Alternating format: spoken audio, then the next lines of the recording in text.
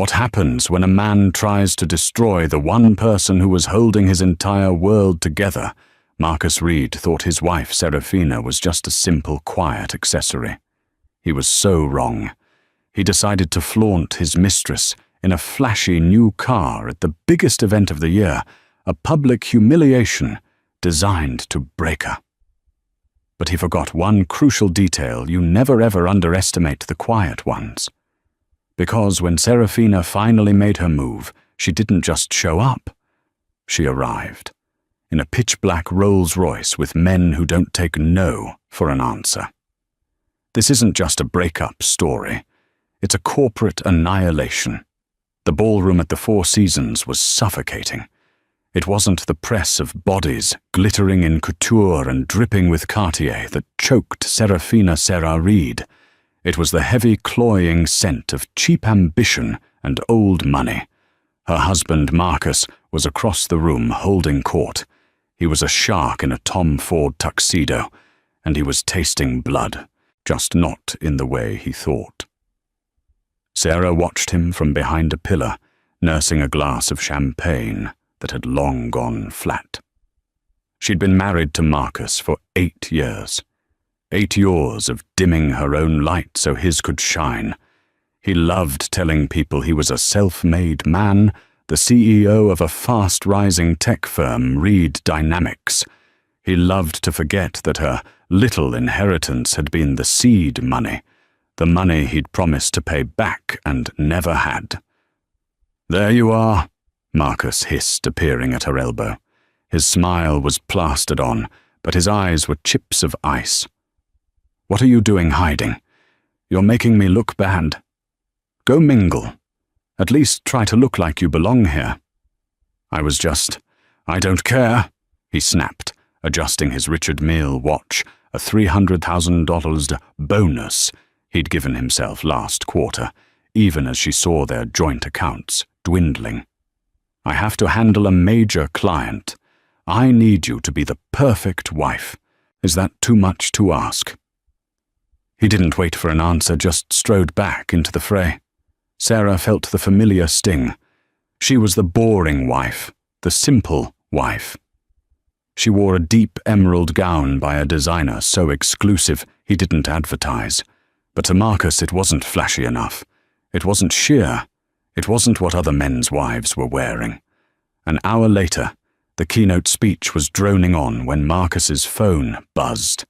He glanced at it, and for a split second, a genuine wolfish grin crossed his face.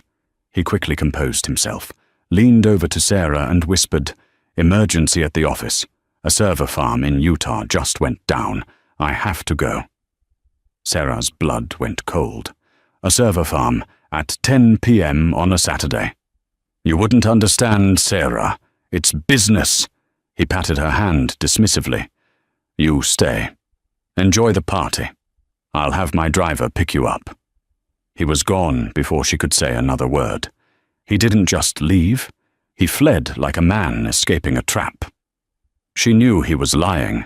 The server farm in Utah had been sold off 6 months ago to cover a payroll deficit he'd tried to hide from her. Sarah stood for a moment, the room tilting. She felt the eyes of the other wives on her, the pity, the smug speculation. There goes poor abandoned Sarah Reed. She walked not to her table but to the exit, her head held high. She wouldn't give them the satisfaction of seeing her cry. She reached the grand marble-floored lobby and saw through the revolving doors the valet line. She was about to ask for her car, a modest, practical Audi, when she heard a laugh. It was a high-pitched feminine giggle that cut through the night. And then she saw him.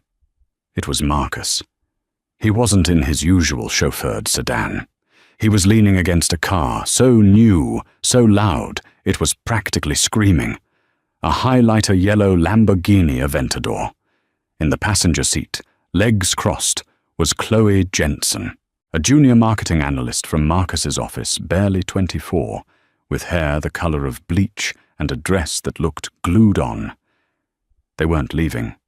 They were arriving. Late. Together. to the same event he had just fled. Chloe posted a selfie to her Instagram story, the flash illuminating her ecstatic face. The caption, "Finally get to play with the big boys," arriving in style with the one and only. Marcus saw Sarah standing there, frozen in the lobby. His face didn't register shame or shock. It settled into a mask of pure, cold arrogance. He sauntered over, leaving Chloe to preen in the car. "Sarah," he said, his voice loud enough for the valets and the departing guests to hear. "What are you doing lurking in the garage? I thought I told you to stay inside." You lied," she whispered the words, getting stuck in her throat. "I finalized a deal," he boomed. "Chloe Ms. Jensen was instrumental. We're here to celebrate. You know real business. You wouldn't understand." He tossed his keys to the stunned head valet. "The Lambo, front and center." He turned back to Sarah, his eyes sweeping over her with utter disdain. "Why don't you just take your little Audi and go home? The adults need to network. This party just got interesting." He turned his back on her, offered his arm to Chloe, who was now strutting toward him, and they walked into the ballroom together, a triumphant king and his new shiny queen. Sarah was left standing in the exhaust fumes, the sound of their laughter echoing in her ears. The humiliation was a physical burning thing. It was complete. Sarah did not go home. She did not take her Audi. She walked past the valet stand, her heels clicking with a sharp, precise rhythm on the pavement. She walked 1 block, then 2, the cold November air biting at her cheeks, clearing the fog of shock and replacing it with something else. A cold, hard clarity. She'd given him 8 years. 8 years of support, of silence, of her own brilliance simmering on a back burner until it had nearly gone out. She had propped up his fragile ego, signed over her own trust fund dividends to invest in his failing company, and believed or wanted to believe his lies, all because she had loved the man he'd pretended to be. The humiliation at the gala wasn't the first cut. It was just the final, fatal one. He hadn't just cheated. He hadn't just lied. He had tried to erase her, to make her small, to publicly declare her worthless. He had forgotten who she was. She stopped on a quiet, gas-lit side street, blocks away from the hotel's bustle. She pulled her phone from her clutch. It wasn't the one Marcus tracked. This was a clean, encrypted satellite phone she'd had for years.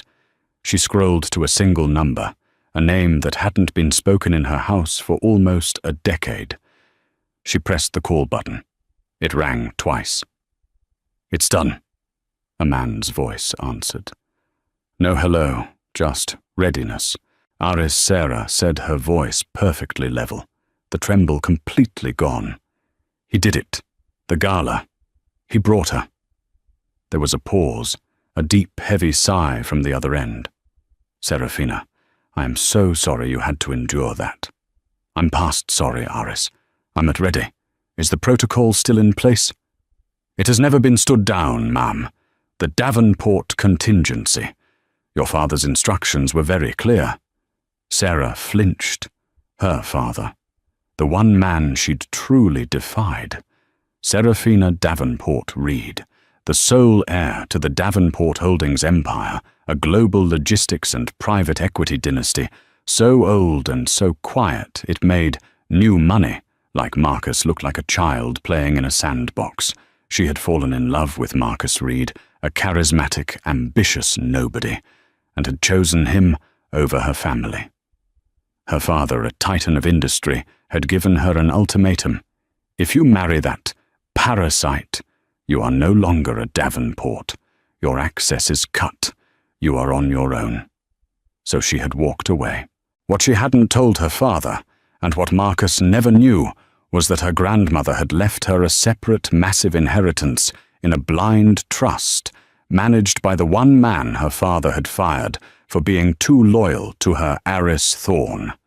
Aris had been her father's head of security, an ex-MI6 operative with a mind for numbers.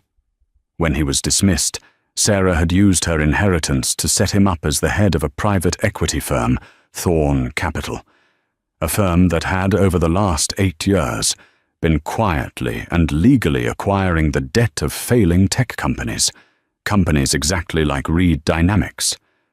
Marcus thinks he's a King Aris, Sarah said, her voice dropping. He thinks he's self-made. He's forgotten that I've been the one signing the checks, filtering my own money through 3 shell corporations just to make his payroll. He is arrogant and he is a fool, Aris said. And he is about to be a very poor fool. What are your orders, Serafina? The protocol. The full one. He's called a meeting with his lawyers for Monday. He's going to try and divorce me, leave me with nothing. He thinks he's in control. And where would you like this meeting to take place? Aris asked. He'll book a neutral conference room at his lawyer's firm. Snyder, Pike and Associates. A third-rate shark tank. It's on the 30th floor of the Kelleher building. I know it, Aris said. And your arrival. Sarah looked up at the night sky. The humiliation was still there, a hot ember in her chest. But now it wasn't a fire of shame, it was a forge. He left me in the exhaust fumes of a Lamborghini Aris. He called my car little. He thinks I'll show up in a taxi begging for scraps. She took a deep breath. I want the Phantom, the black one. And I want the security detail, the full detail, not the showy ones, the ones who look like they can break a man's arm without spilling their coffee. I want you there, at the door. It will be a pleasure, Ms. Davenport, Aris said. The Ms. Davenport was intentional. The Reed part of her life was over.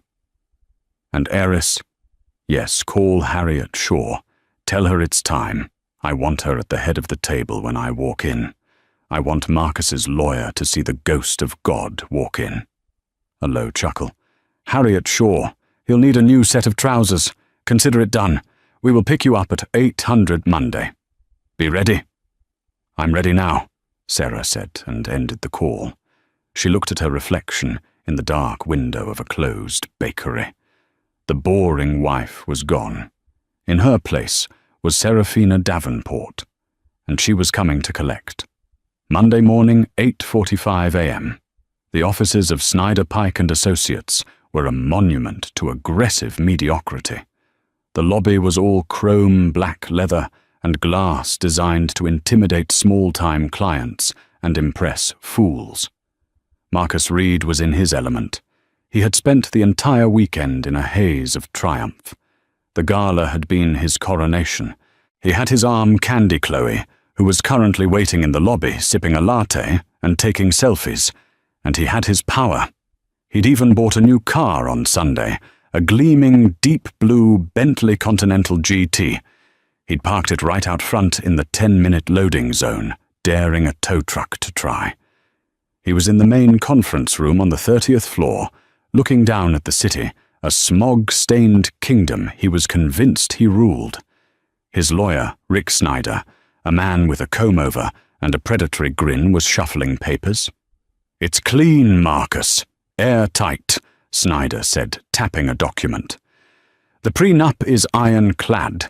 She gets her personal effects, the Audi, and the alimony we discussed. A one-time payment of $50,000.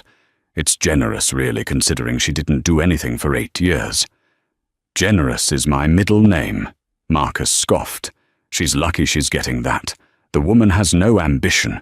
You should have seen her at the gala, hiding by the ferns. An embarrassment. And this other woman, Chloe, Snyder asked, lowering his voice. What about her? She's an asset. She knows how to network. She's what a real partner looks like. Just make sure she stays in the lobby, Snyder advised. Optics, you know. We want Sarah to sign this quick and quiet. We'll paint it as a kindness. Marcus wants you to be free to find your own happiness, blah, blah, blah. Whatever. Just get it done, Marcus said, checking his watch. She's late. Typical. probably trying to figure out the bus schedule. Snyder laughed, a wheezing sound. She'll be in, she'll cry, she'll sign. They always do. By noon, you'll be a free man, Marcus. Richer and free. Richer, Marcus repeated, liking the sound of it. He looked back out the window. So where is the little woman? The words died in his throat. Down on the street, 30 floors below, something was wrong. The morning traffic on the busy financial district street was slowing, parting like the Red Sea. A car was coming through. But it wasn't a car. It was a presence. A gloss-black, monolithic Rolls-Royce Phantom glided to the curb. It was so black, it seemed to drink the light around it. Its engine was utterly silent. It stopped directly behind Marcus's illegally parked Bentley, dwarfing it, making it look like a cheap toy. "What the hell is that?" Snyder said, moving to the window, as they watched a black Cadillac Escalade, just as silent, pulled up behind the Rolls. The doors of the Escalade opened, and 2 men emerged. They were not drivers. They were tall, broad, and dressed in identical, severe, dark suits with earpieces. They didn't open the door. They scanned the street, the building, the rooftops. Their eyes were cold, professional. They moved with an economy of motion that screamed danger. One of them nodded. A third man who had been driving the Escalade stepped out. He was different. He was in his late 50s, impeccably dressed in a Savile Row suit with silver hair and an aura of absolute command. This was Aris Thorne. Aris walked to the Rolls-Royce, ignoring the small crowd of pedestrians that had started to gather. He didn't open the door. He waited. Inside the conference room, Marcus was gripping the windowsill. "Who is that? Is that a politician? Did she call someone? I don't know." Snyder stammered, his confidence evaporating. Down on the street, Aris opened the rear door of the Phantom. A single, elegant, leather-soled heel stepped out onto the pavement. Serafina Davenport emerged. She was not the woman from the gala. This was not the boring wife. She was wearing a razor-sharp, custom-tailored navy blue power suit. Her hair, which she usually wore in a simple, modest bun, was down, styled in a sleek, powerful wave that fell over one shoulder. Her face was serene, her makeup flawless, her expression unreadable. She looked like a queen surveying a territory that had just been reconquered. She stood for a second, letting the 2 security men flank the building's entrance before walking toward the revolving doors. Aris was half a step behind her, a protective, menacing shadow.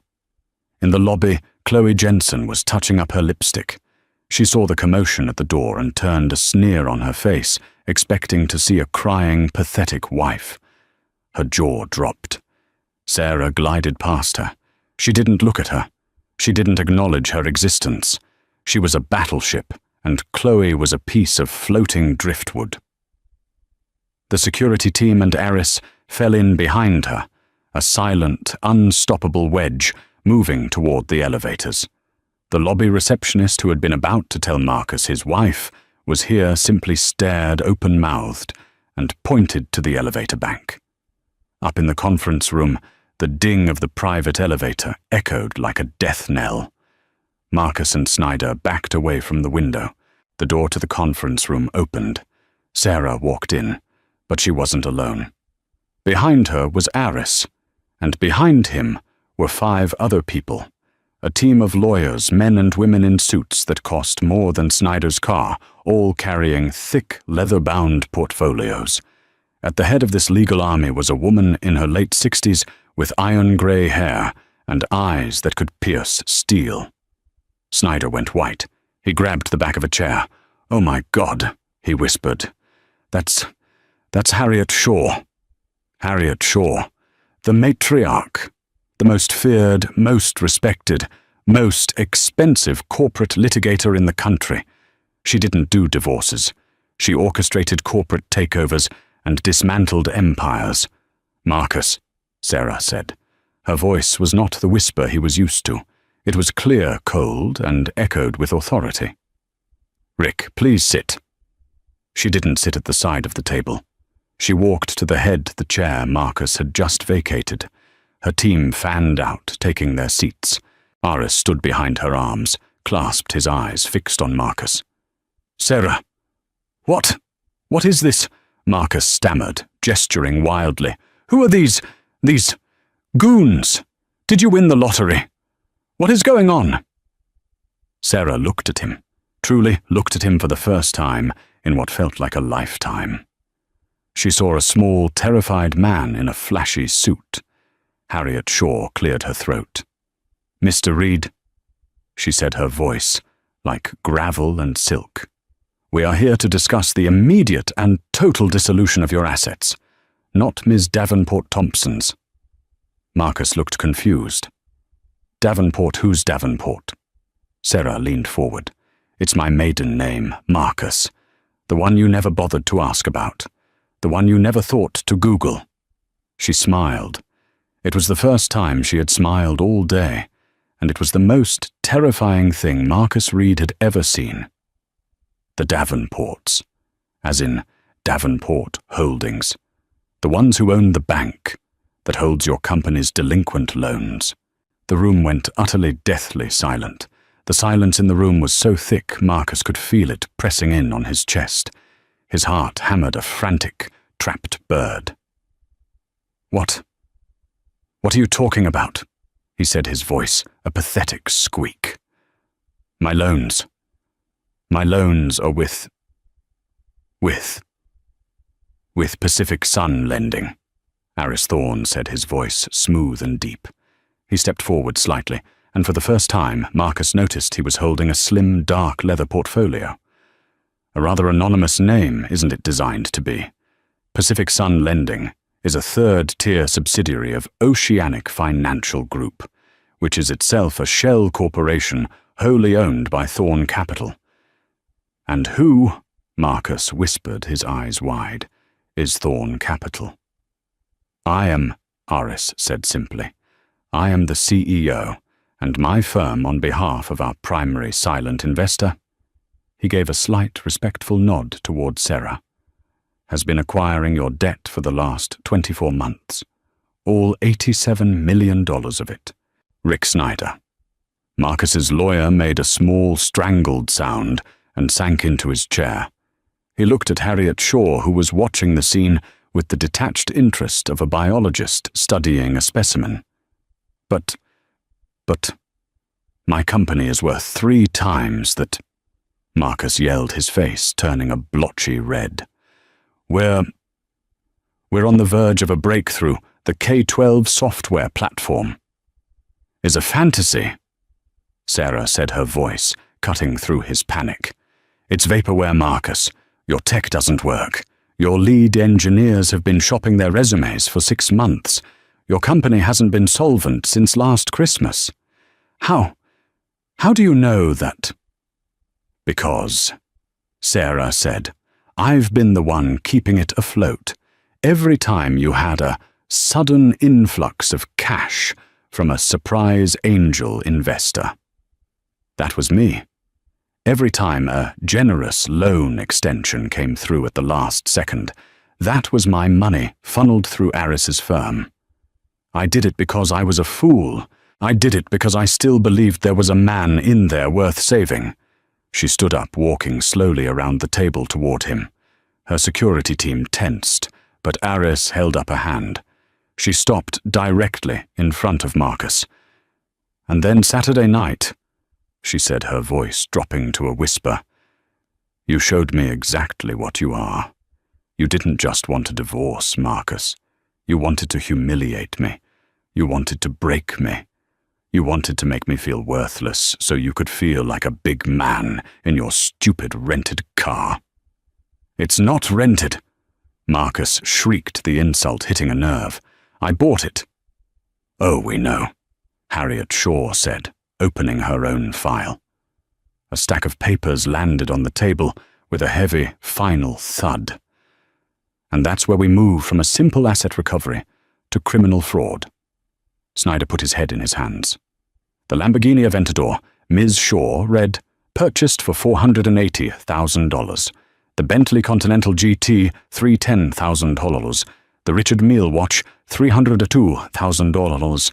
A down payment on a condominium at 100 Beacon Street in Miss Chloe Jensen's name, curiously for $1.2 million, all in the last 2 months. So what? Marcus blustered.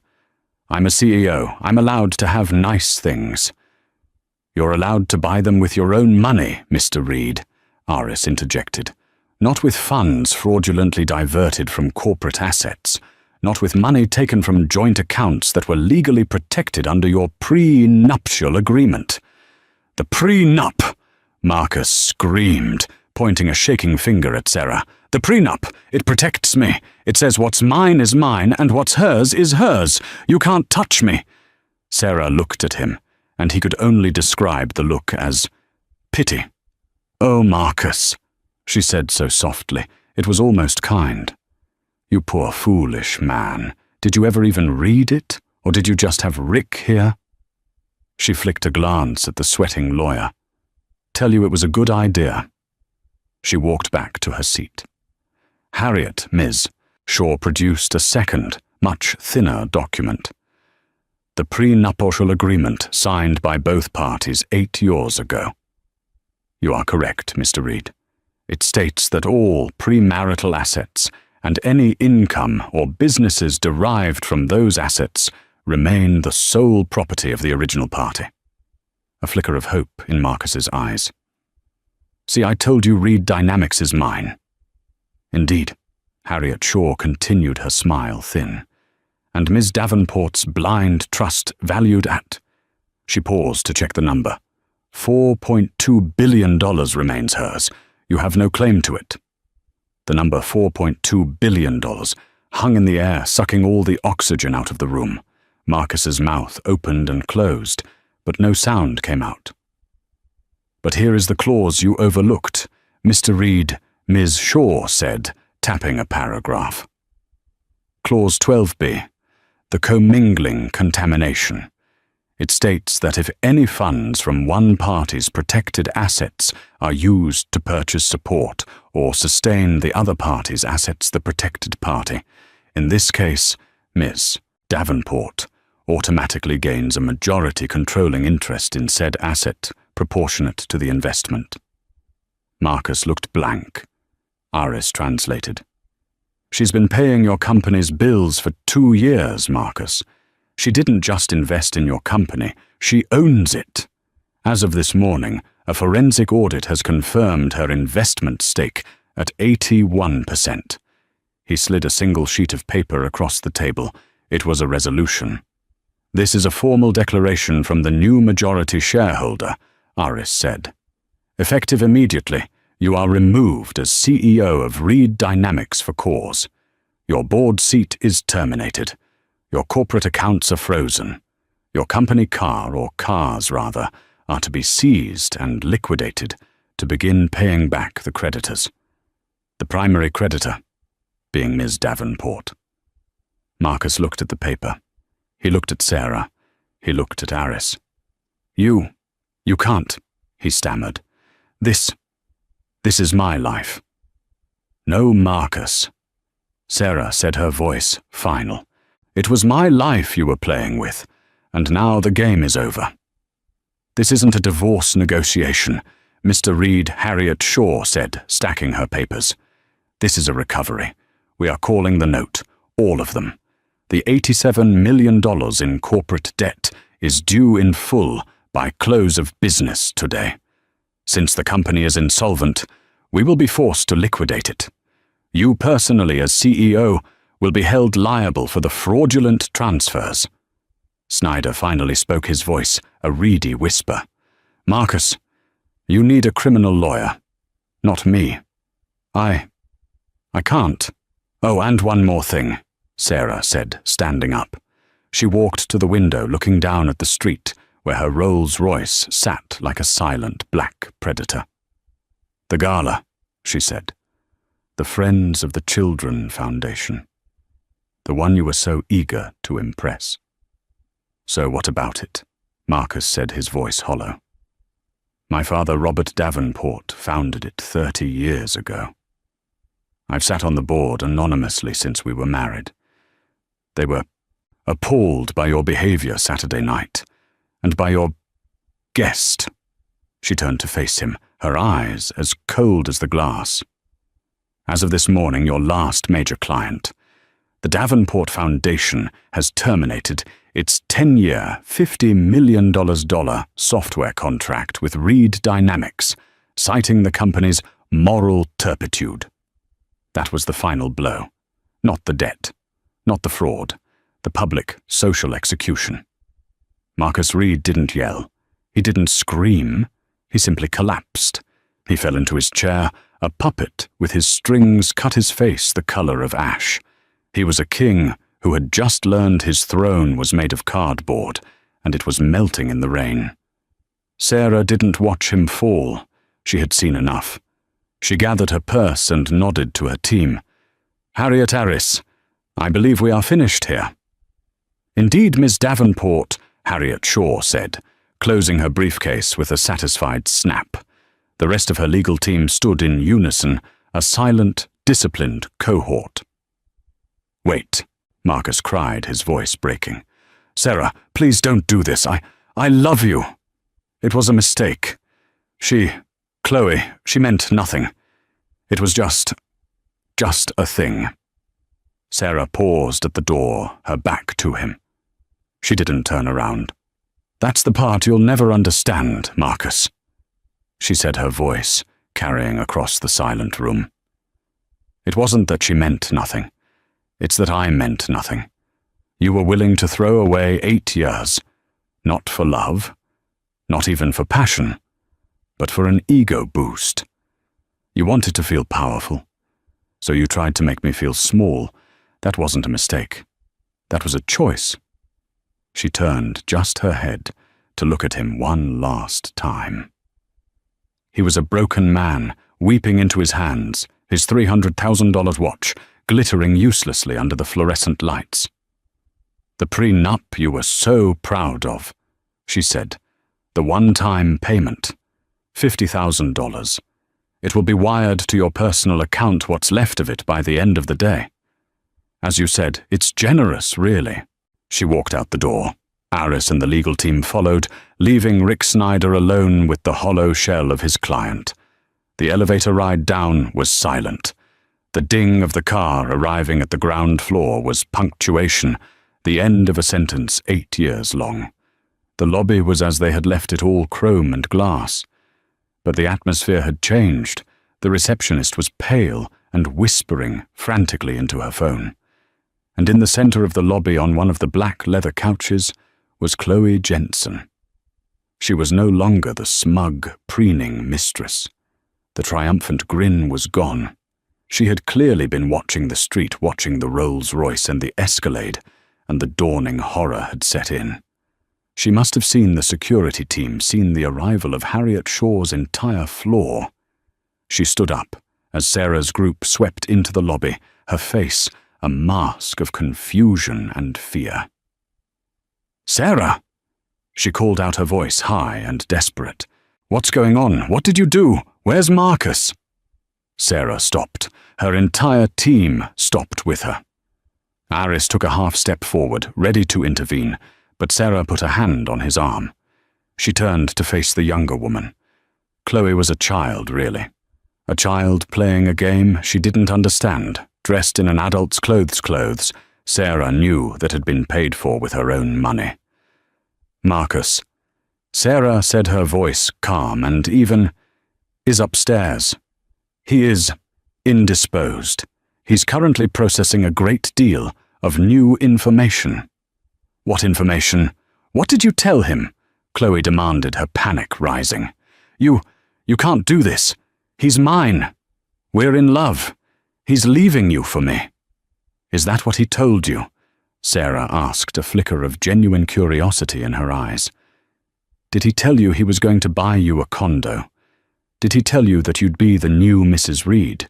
That you'd have a life of galas and Lamborghinis? Yes. Chloe said, her confidence surging for a second. Yes, he did. He's a powerful man. He... Her voice trailed off as she saw the look on Sarah's face. It wasn't anger. It wasn't jealousy. It was that same terrible pity.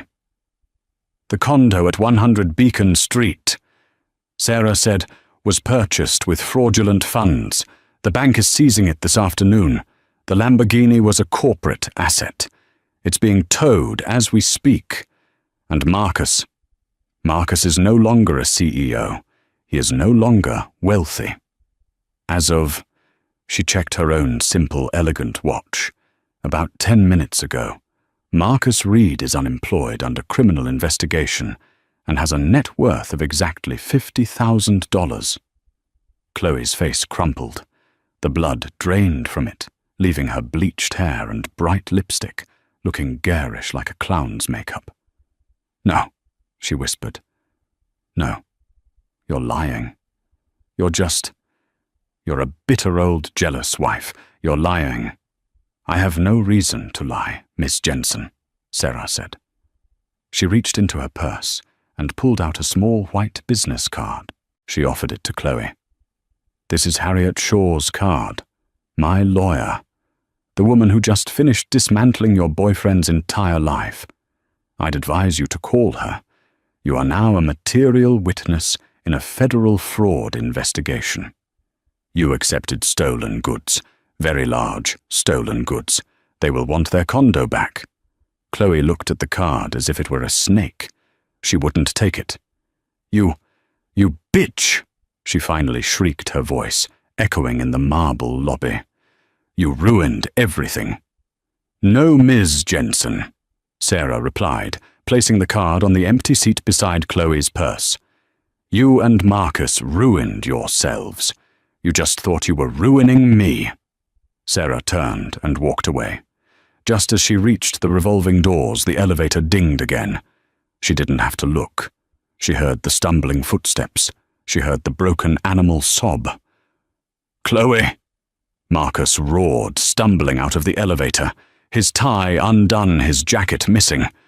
Chloe, this is your fault. You with your demands. The car, the condo.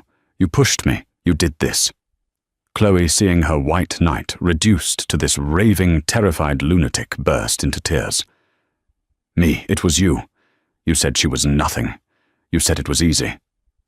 Get away from me. Marcus screamed, shoving past her.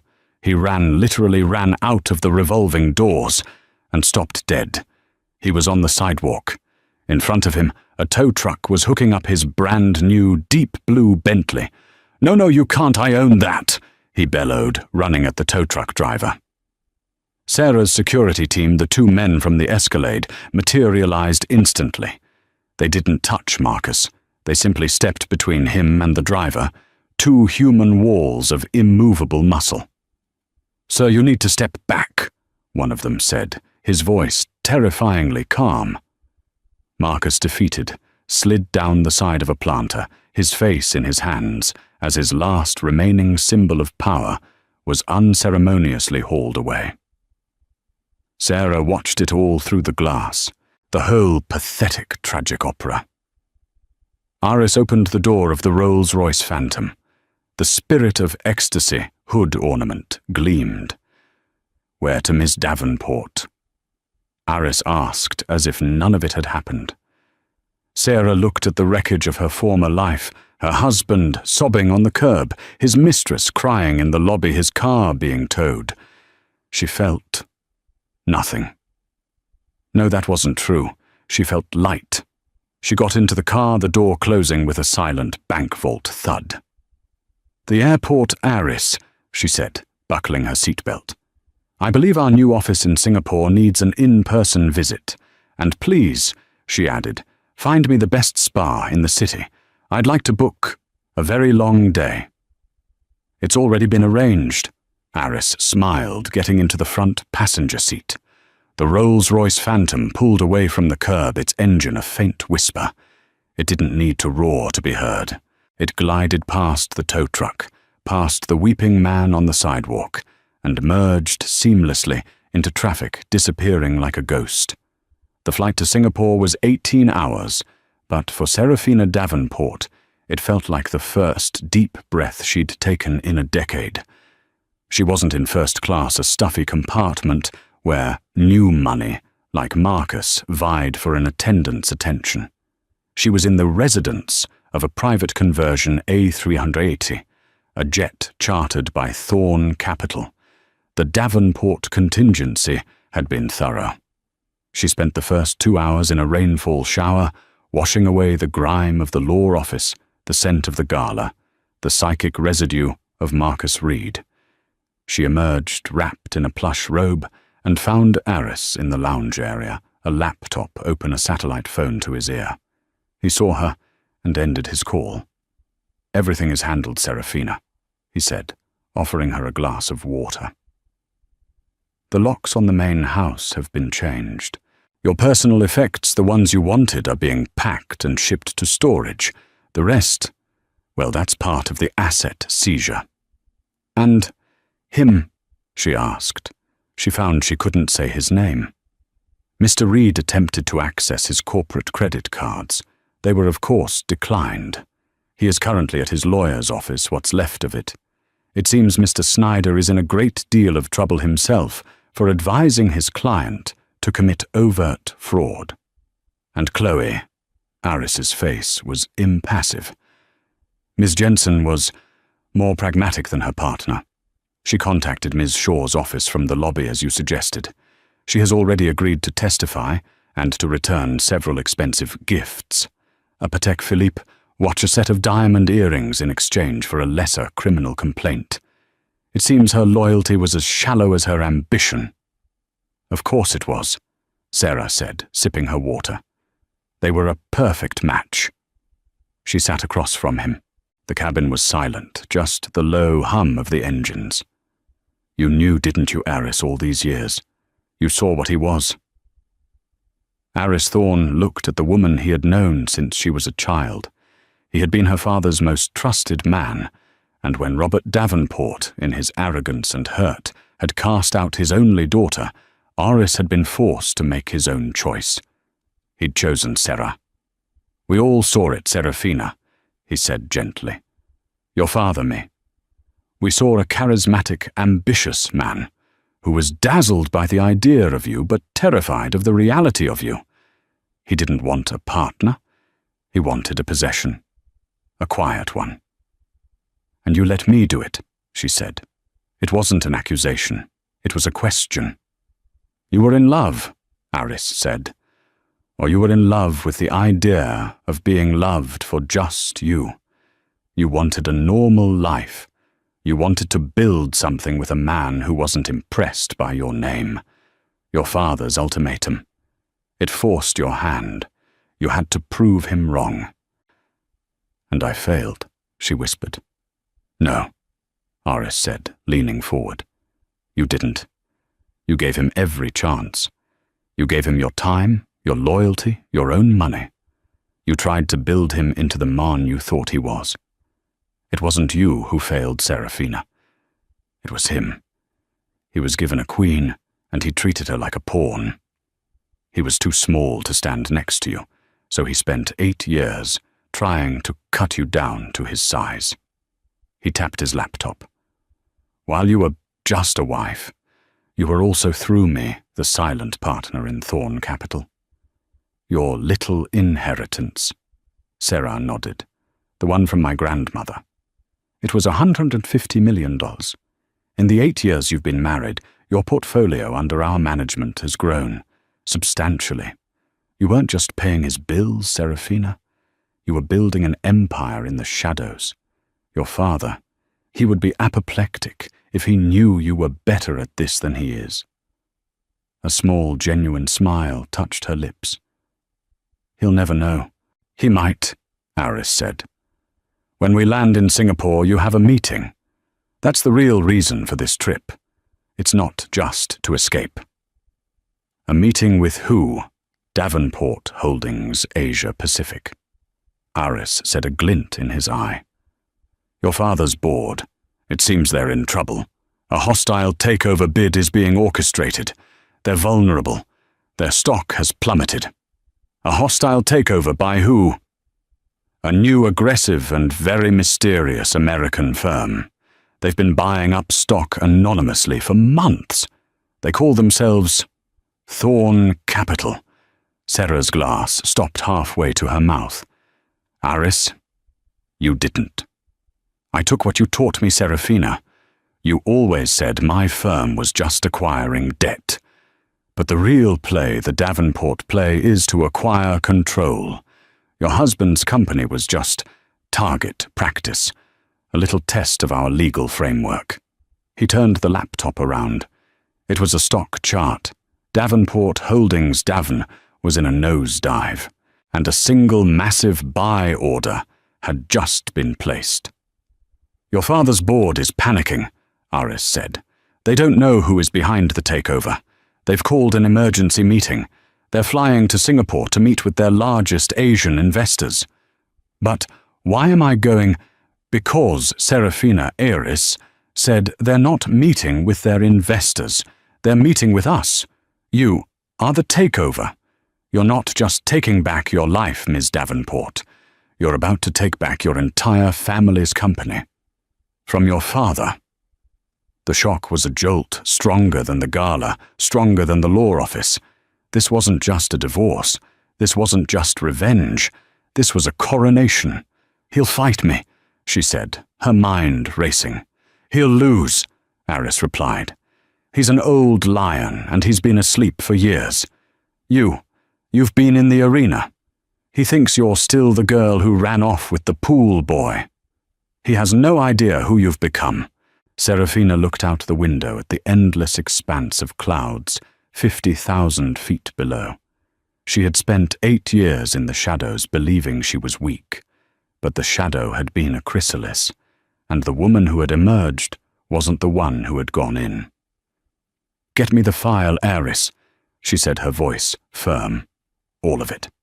By the time we land, I want to know everything.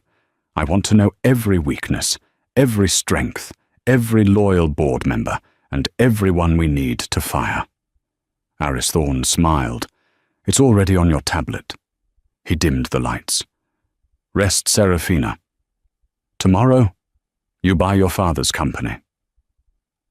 The meeting was held in a private wood-paneled boardroom at the top of the Marina Bay Sands, overlooking the entire city. The air was thick with tension and the smell of old, frightened money. The board of Davenport Holdings was assembled, 7 men all in their late 60s or 70s, and at the head of the table, his face a mask of thunder, was Robert Davenport. He was a lion still, but an old one. His mane was white, his eyes rheumy, but his presence still filled the room. He had no idea why he was here. He only knew that an anonymous entity, Thorn Capital, had bought a 45% controlling stake in his company and had demanded this meeting. This is an outrage! He was booming just as the doors opened. I want a name who dares to play these games with my company. When I find out who's behind this...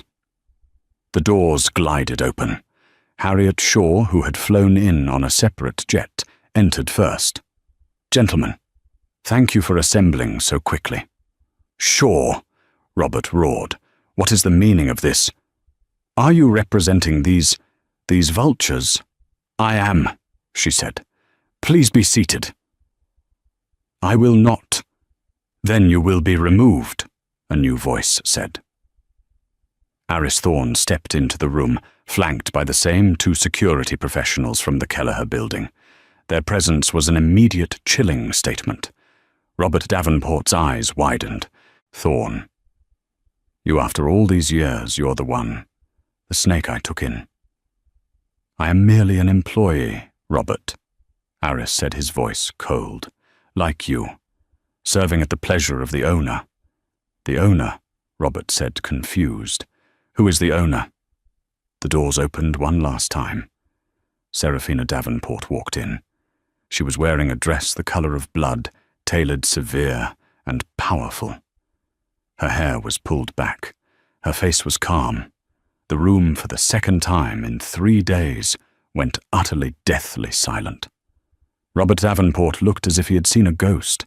His face went from red to white to a mottled, sickly purple. "You," he whispered. "You little girl." "Hello, Father," Sarah said. She walked to the empty chair at the other head of the table directly opposite him. This is a joke," one of the board members stammered. "Robert, this is you're estranged." "She is nothing," Robert roared, slamming his fist on the table. "She is a reed. She is a disgraced, disowned. What is this, Serafina? A game? Did your pathetic husband finally bankrupt you? Are you here for a handout?" Sarah looked at him, and for the first time she didn't see a terrifying titan. She saw a lonely, angry old man, clinging to the one thing he had left his rage. "My husband," Sarah said, "is a non-entity. The name Reed will be legally removed from my own by the end of the week. And I am not here for a handout, Father. I'm here for a buyout." She nodded to Aris.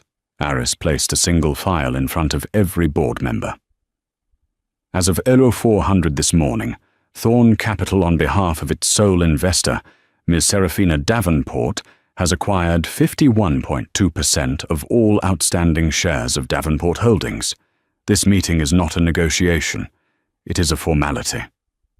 The sound of 7 old men shuffling paper was the only sound. "It's a hostile takeover," Robert whispered, his eyes locked on his daughter. My own flesh and blood. Was it not hostile when you told me to choose between my life and my family?" Sarah asked, her voice, quiet but carrying. "Was it not hostile when you cut me off, hoping I would fail so I would come crawling back?" "I did it to protect you," he yelled. "From him. From that parasite. And you were right," Sarah said, shocking him into silence. "You were right. He was a parasite. He was a weak, greedy, foolish man. But you didn't try to protect me. You tried to control me. You gave me an ultimatum, believing I would choose your money over my own life." "You were wrong." She stood up, placing her hands on the back of her chair. "For 8 years I have been quiet. I built my own life. I also built my own company, a company that is now larger, more agile and more profitable than this one. This hostile takeover isn't hostile at all. It's a rescue." She looked at the other board members. "Davenport Holdings is failing. You've all been propping up my father's ego, agreeing to his outdated ideas, his refusal to modernize. You're losing $200 million a quarter. You were 3 months from insolvency. I'm not here to destroy this company. I'm here to save it." She looked back at her father. "As of this moment," she said, her voice ringing with the authority he himself had taught her, "the board is dissolved. I am installing Mr. Thorne as interim CEO. Ms. Shaw will oversee a full independent audit. And you, Father, you are retired." Robert Davenport stared at her. The anger was gone. There was only a vast, empty shock. "All of it," he murmured, "all of it. Gone to her." "No," Sarah said. She walked around the table until she was standing next to him. The security team tensed. She waved them off. She put a hand on her father's shoulder. He was shaking. "Not gone, Father," she said, her voice softening for the first time. "It's safe. I didn't do this to punish you. I did this to save us." She looked at him, daughter to father. "You were right about Marcus. I was wrong. It took me 8 years to see it. But you were wrong about me. You thought I was weak. You thought I needed a man, you or him, to tell me what to do. You've been wrong for 8 years." Robert Davenport looked up, and for the first time he saw her. Not the rebellious girl, not the boring wife, but the woman she had become. A woman of steel and shadow. A woman who had single-handedly outplayed them all. He saw a Davenport. A single hard tear rolled down his cheek. He nodded. Once. Sarah squeezed his shoulder, then stood tall. "Gentlemen," she said to the room, "the new era of Davenport Holdings begins now. You can either be a part of it, or you can join my father in retirement. The choice is yours. You have 1 hour to decide." She turned, and with Horace and Harriet Shaw flanking her, she walked out of the room, leaving a stunned silence and the undeniable palpable shift of power in her wake. She didn't look back. She was already focused on the future. 6 months later, Serafina Davenport stood on the terrace of her Singapore headquarters. The newly formed Davenport Thorne empire was thriving, streamlined by her vision and Aris's management. The consolidation was complete, and she had, even after a difficult reconciliation, earned the respect of her retired father. The debris of her former life had been cleared. Marcus Reed was in a minimum security prison, serving a sentence for fraud, his entire empire reduced to a small cell and a prison-taught business class. Chloe Jensen, pragmatic as ever, had testified against him, and was now parlaying her 15 minutes of infamy on a D-list reality TV show. The most poignant change was the house. The home where she had been a boring wife was sold, its proceeds donated. It had been purchased by the Friends of the Children Foundation and renamed Sarah's House, a sanctuary for at-risk young women. She had turned her prison into a refuge. A soft ding announced Aris, holding 2 glasses of champagne. "A toast," he said, handing one to her. "The final papers just came through. Marcus has relinquished all claims. The last thread is cut." Sarah looked at the bubbles, a perfect mirror of the city lights. She thought of the flat, stale champagne she'd held at the gala a lifetime ago. She raised her glass. "No Aris," she said, her voice clear and bright. "Not to the end." She turned, looking out at the endless glittering horizon. To the beginning. And so Serafina's story ends, not with a broken heart, but with a balanced ledger. She didn't get revenge. She got justice. She reminded the world that the quietest people in the room are often the most powerful, and that underestimating someone is a debt that always gets paid with interest. Marcus and Chloe learned the hard way, that when you build your life on lies, the foundation will always crack. Serafina, on the other hand, built an empire from the rubble. What did you think of Serafina's epic takedown? Was it too much, or was it exactly what Marcus deserved? Let me know your thoughts in the comments below. Your stories and ideas are what fuel this channel. If you enjoyed this, please like this video and share it with someone who loves a good story of justice. And if you haven't already, please subscribe to the channel and hit that bell icon so you never miss an update. Thanks for listening.